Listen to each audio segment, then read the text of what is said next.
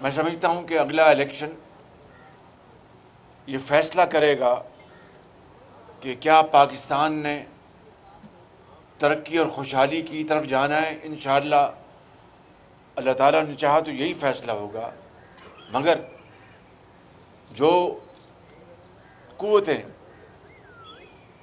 وہ عناصر جو پاکستان کو سیاسی اور معاشی اور سماجی انتشار میں مبتلا دیکھنا چاہتے ہیں، ان کی سازشیں آج عروج پر ہیں، اور اس کا ایک واحد حل ہے کہ جو 4-5 سالوں میں جس برے طریقے سے دشنام ترازی، گالی گلوچ، ایک دوسرے کے خلاف بے بنیاد الزامات کی بوچھاڑ، اور سب سے بڑھ کر جھوٹ اور شبانہ روز جھوٹ بولا گیا، اور پاکستان کے معاشرے میں جو زہر گھولا گیا، میں سمجھتا ہوں کہ اس الیکشن نے اس بات کا ثبوت مہیا کرنا ہے کہ اس ملک کے اندر سیاسی قیادت میں وہ شعور ہے، میں وہ حوصلہ ہے، اور وہ ولولہ ہے کہ ان تمام معاملات کو باہمی مشاورت، تعاون اور بھائی چارے کے ساتھ حل کرتے ہوئے اس زہر کا خاتمہ کرے۔ اور یہ زہر ایک دن میں ختم نہیں ہوگا، 1 سال میں ختم نہیں ہوگا، اس کو کئی سال لگ جائیں گے، لیکن ہم نے اس الیکشن کے نتیجے میں اس طرف ہم نے سفر کا آغاز کرنا ہے، ترقی اور خوشحالی کا، امن کا، پاکستان کو اس کے کھوئے مقام کو واپس دلانے کا، پاکستان کو اس خطے میں ایسے ممالک جو ہم سے کوسوں میل پیچھے تھے آج ہم سے آگے چلے گئے، ایک بڑا ایک ہے، یہ شومی قسمت ہے ہماری۔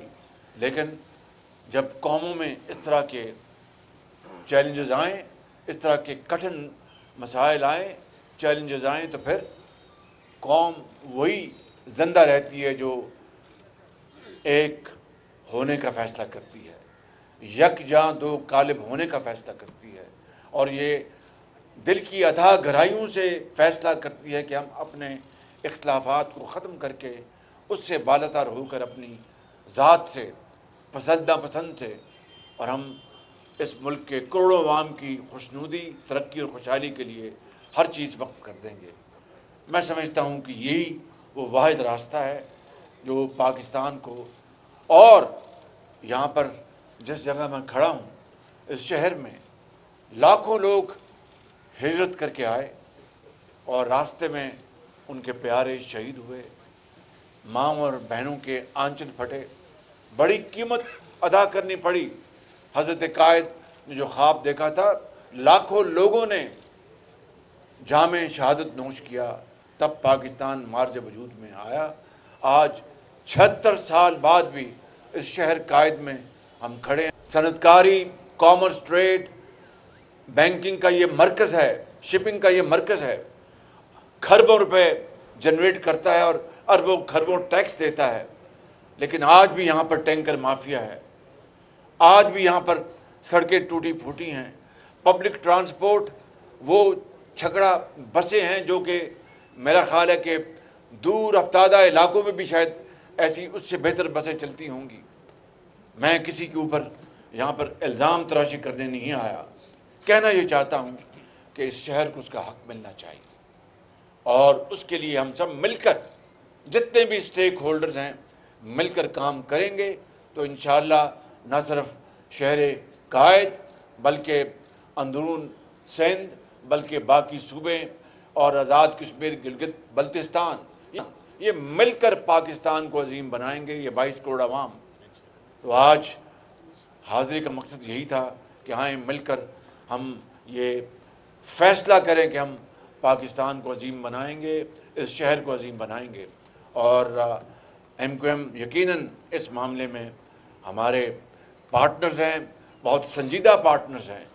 और जब मैंने बात अर्ज़ कर दी कि जब 16 महीने मुझे मिले तो मज़ीद एतमाद हासिल किया, और मैं समझता हूँ कि उसी रिश्ते को हम आगे लेकर चलेंगे। और यकीनन मुझे उम्मीद है कि ये इलेक्शन के नतीजे में पाकिस्तान की किस्मत बदलेगी, इस शहर की किस्मत बदलेगी, मगर ये काम मिलकर होगा। It's a team work.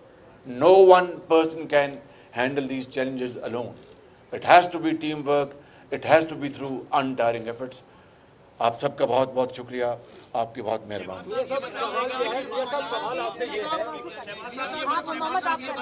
एक मिनट बारी-बारी करें। शहबाज साहब, ये बताइएगा कि मरीम जो है वो बड़ी खतरनाक जो है माशी मुश्किलात भी हुकूमत से हल हो सकते हैं। देखिए, ये जो अवाम का जो मैंडेट है, ये उसी के ताबे सारे मामला तय होंगे।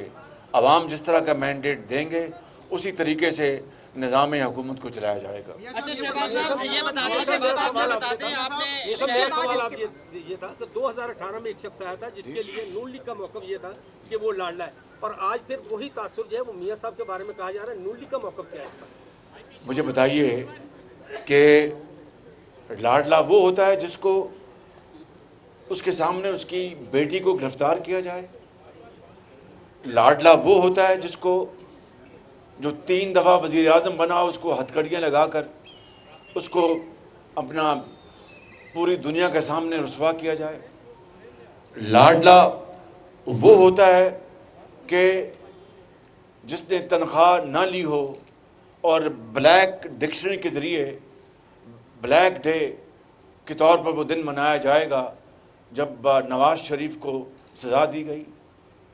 लाडला वो होता है जिसको दिन रात एक ट्रायल कोर्ट में 100 दिन अपनी बेटी के साथ वहाँ पर हाज़िरी देनी पड़ी, और हफ्ते का दिन भी शामिल, और रात के 8-8 बज जाएं। लाडला वो होता है जो अदालती हुक्म के बावजूद भी अदालत में पेश ना हो और उसको कहा जाए वेलकम सर, और क्या good morning, good to see you and good luck. वो होता है लाडला। बहुत शुक्रिया। मियां साहब, ये बता दें, आपने इस शहर को हुकूक दिलाने की बात की। आप मुस्लिम लीग नून के बारे में ये तासुर है कि जब भी इलेक्शन आते हैं तो नून लीग को कराची याद आ जाता है, तो इस बारे को आप कैसे, अब फिर इलेक्शन का माहौल है, फिर नून लीग कराची में आ गई। भाई मेरा ख्याल है कि आप 16 महीने का जो अरसा भूल गए। मैं कराची में रहता था, और कहाँ रहता था मैं, कई दफ़ा उस ज़माने में यहाँ पर आया, एक दफ़ा नहीं कई मरतबा बतौर वज़ीर आज़म। खुदारा ज़रा हक़ाइक़ सामने रखकर बात करें। बहुत शुक्रिया, थैंक यू वेरी मच, बहुत शुक्रिया।